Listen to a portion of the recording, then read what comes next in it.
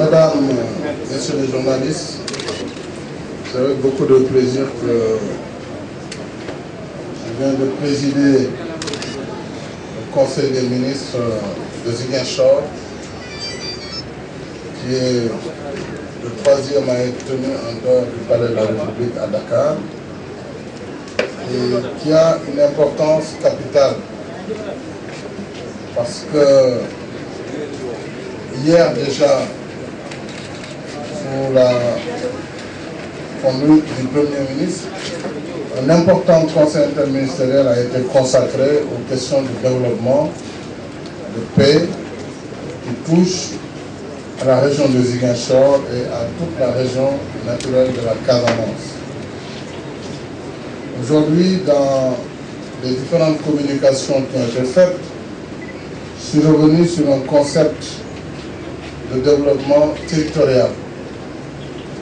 Vous aurez l'économie dans le cadre du communiqué du Conseil des ministres sur les contenus que je veux donner à ce développement territorial, qui doit éviter désormais que toutes les conceptions politiques, toute la définition repose sur un modèle unique, central et national, mais qu'on tienne compte des spécificités de chaque région, des potentialités de chaque région, mais également des atouts de chaque région.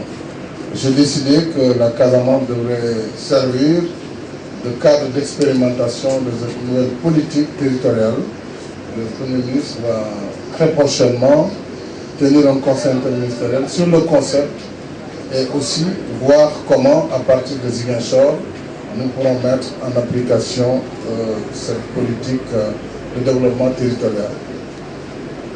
Différents projets ont été passés en revue, tant pour les projets qui ont déjà eu des financements que sur les projets inscrits pour le prochain PTIP, donc Programme triennal d'investissement public, de façon à désenclaver la région et à donner des réponses aux questions du développement.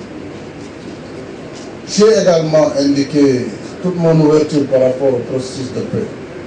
Et j'accepte, j'ai lu le communiqué de M. Salif Sadio.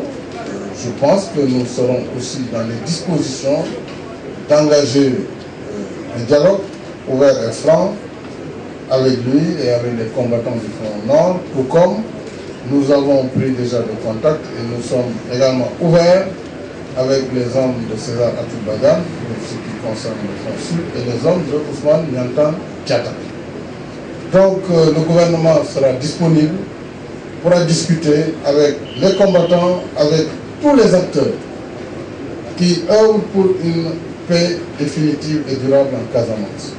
Qu'il s'agisse des autorités religieuses de l'Église, des autorités religieuses musulmanes, ou bien la société civile casamançaise, le cadre casamançais, la plateforme des femmes, je vais recevoir tout à l'heure, ou de toute autre bonne volonté, personnalité civile, nous sommes ouverts et nous sommes prêts à collaborer dans le sens indiqué, c'est-à-dire une recherche véritable de solutions pour une paix durable en Casamance, mais aussi une solution pour le développement de cette belle région qui est déjà meurtrie par un conflit qui dure depuis 30 ans. De façon générale, l'étape de Ziguinchor était une étape importante et nous allons repartir. Tout à l'heure, je vais visiter un projet sur la mangrove, et un projet également, je vais visiter aussi nos hommes sur le terrain pour voir les conditions dans lesquelles ils opèrent, pour assurer la continuité du territoire et la souveraineté nationale. Je repars de Ziguinchor très satisfait de ce projet de délocalisation et à partir du mois prochain, le Baol va nous accueillir avant le Yambour, mais ça va être dans une cadence plus ralentie. Peut-être qu'avant la fin du mois de juillet, nous serons à Diourbel. Là aussi, chaque région a ses spécificités.